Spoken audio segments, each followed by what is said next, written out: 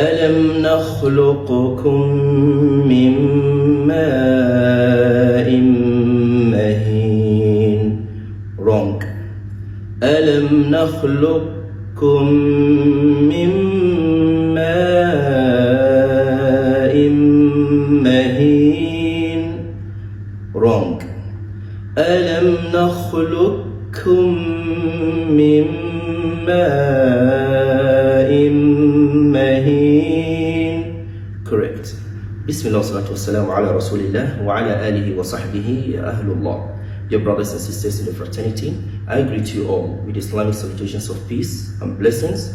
Assalamu alaikum wa rahmatullahi wa barakatuh. Inshallah, before we get into this, which is a very crucial topic, I want to make things clear, but before then we are thanking Allah for prolonging our lives, witnessing Ramadan, Eid until date. And He helped us to bounce back to our lessons of articulational sciences of the glorious Quran in relation to modern sciences. These are our program outline, which inshallah I will ingress into them inshallah very soon. But before then I have to make my methodology very clear. First of all, I start by giving the knowledge in depth, okay, because of the strength of knowledge in this field.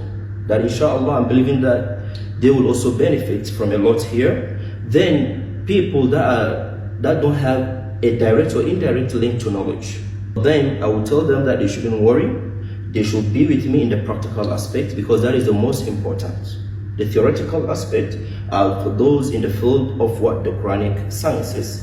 But for the practical aspect is for us all, okay?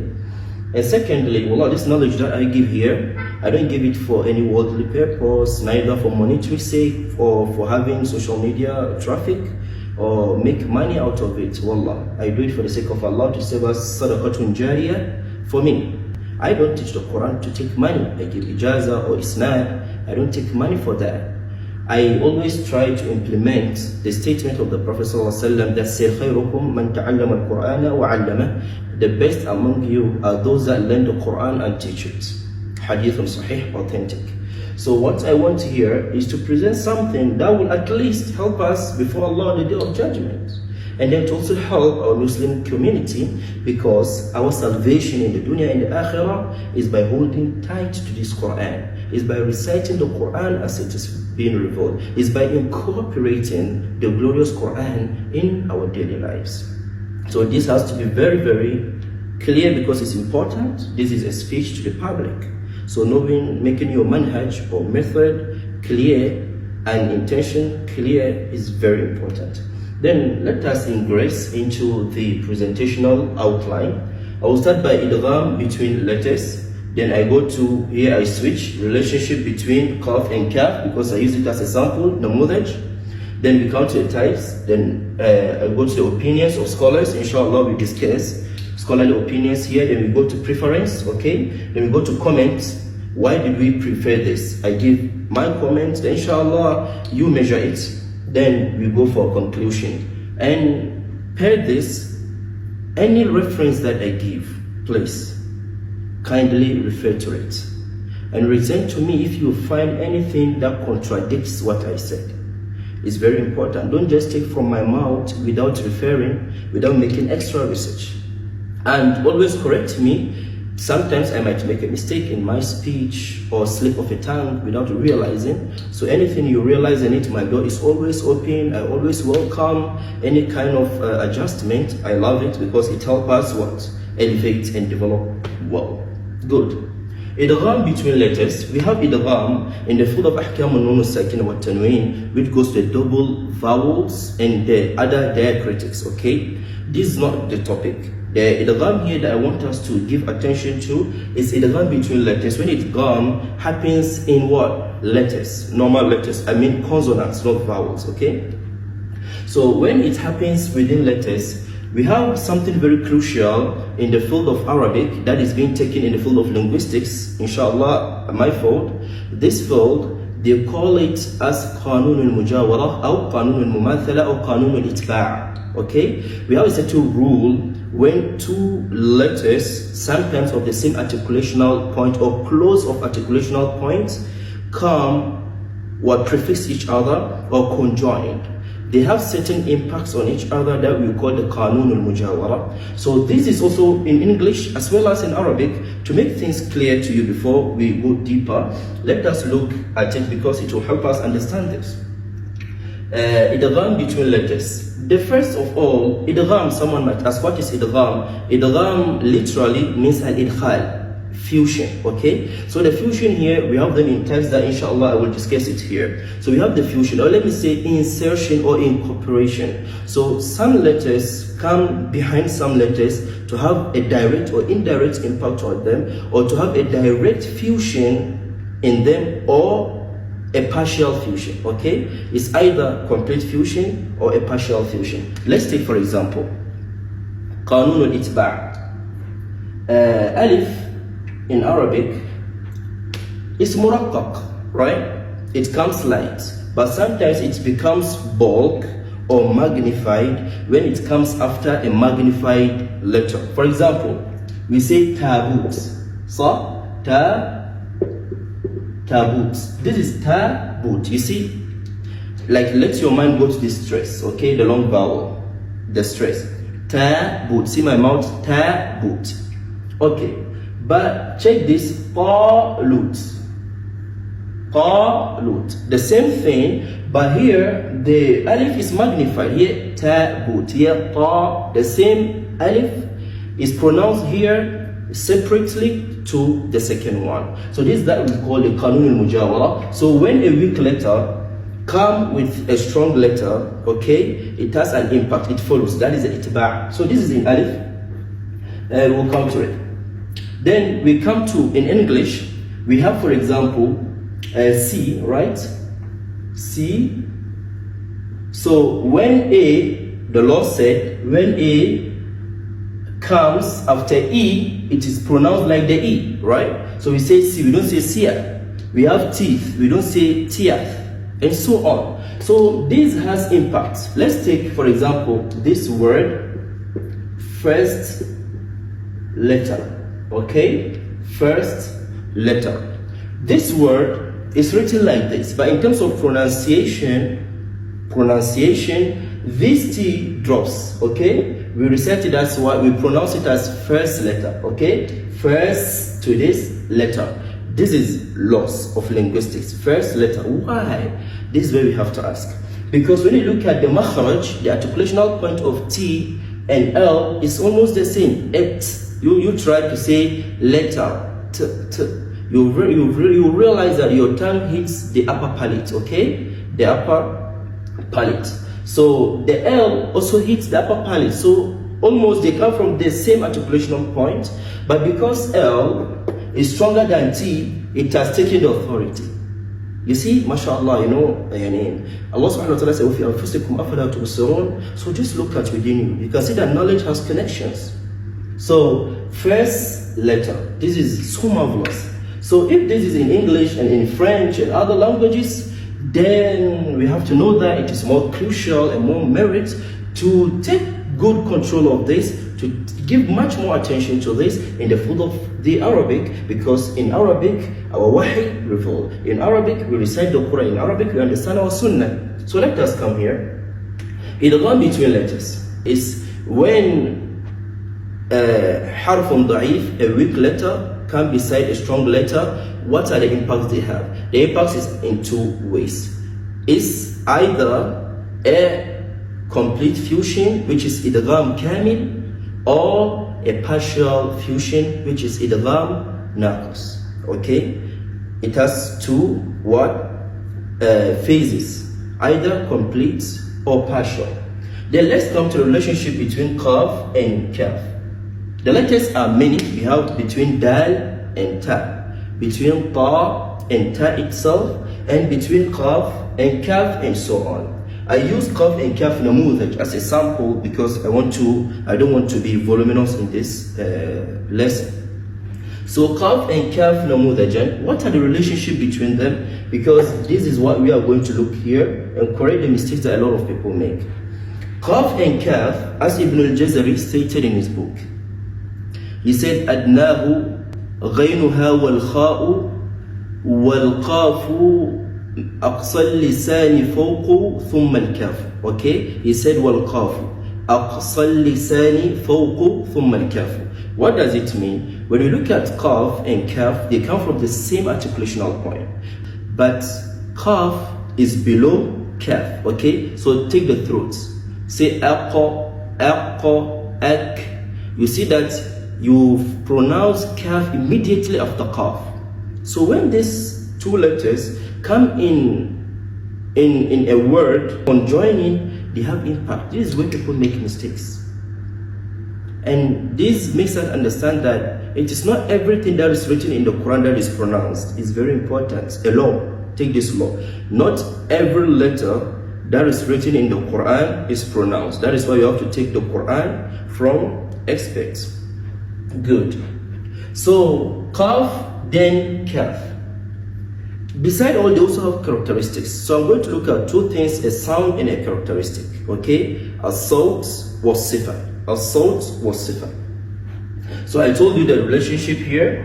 Let me jump into opinions. So when we come to Idgham, as I said, we have naqis, we have kamil. Let me give you an example of the naqis.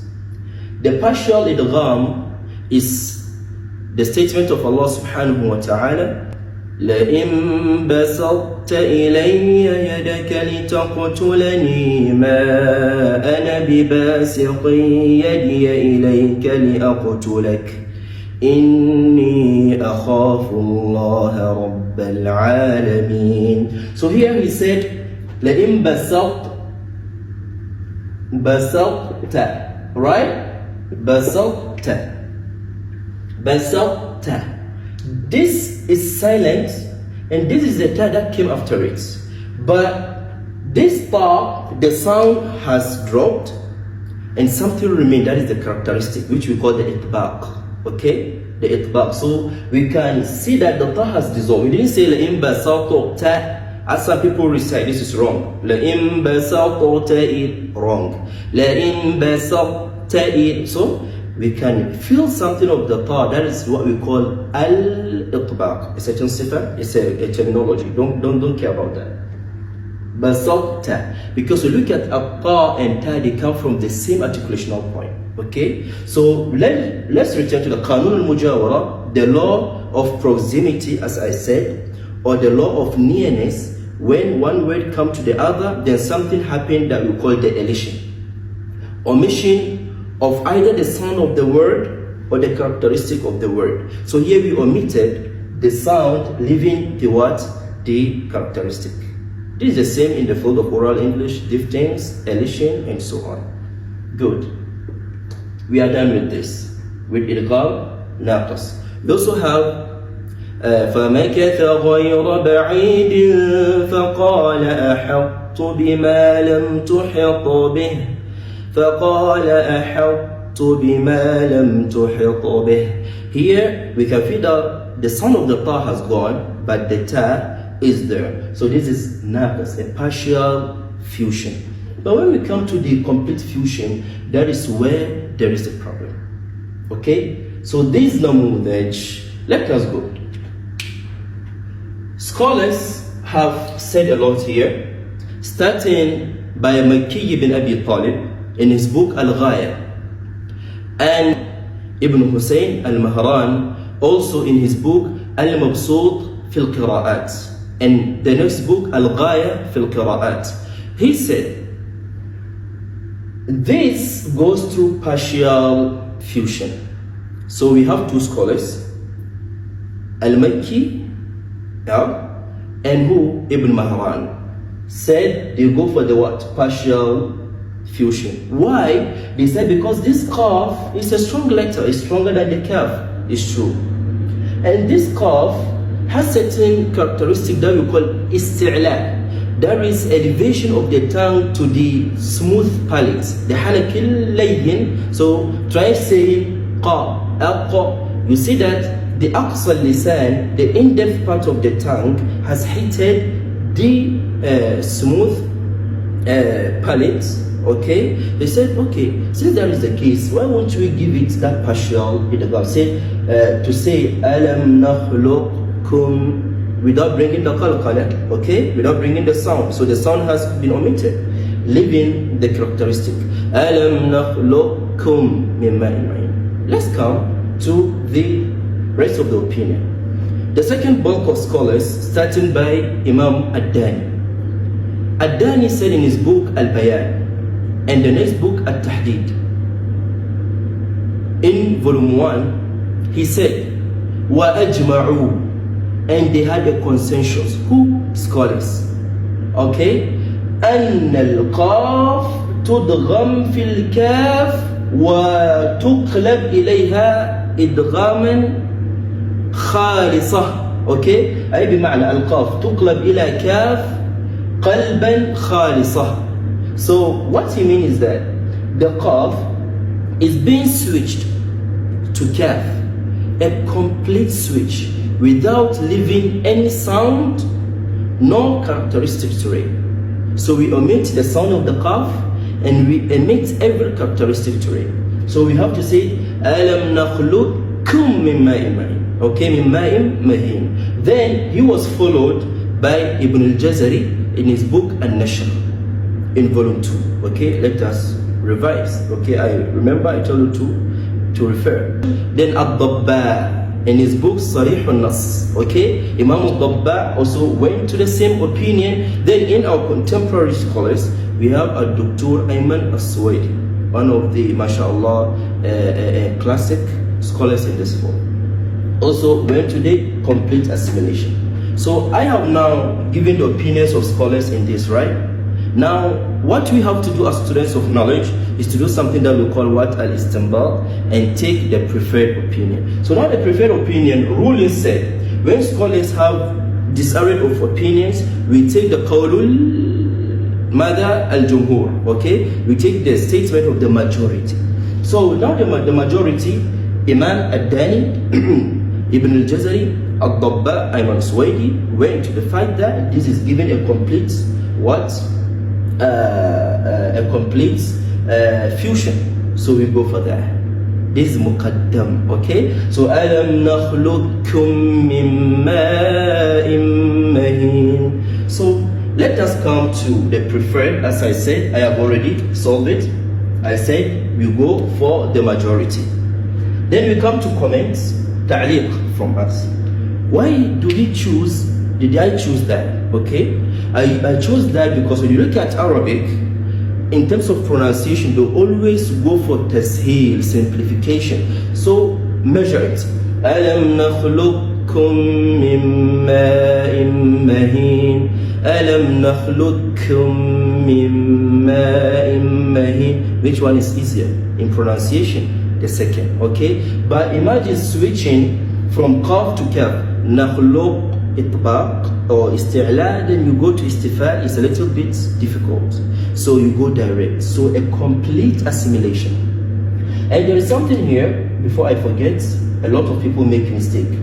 The same qanun al-mujawara, I told you, when a strong letter come with a weak letter, it make impact, okay? Some people say, alam nakhluqukum nakh, because here is tafkhim, okay, magnified. So they sometimes make impact of it in the noon. The noon is mustafil, taqiq, light. So see my mouth, nakh.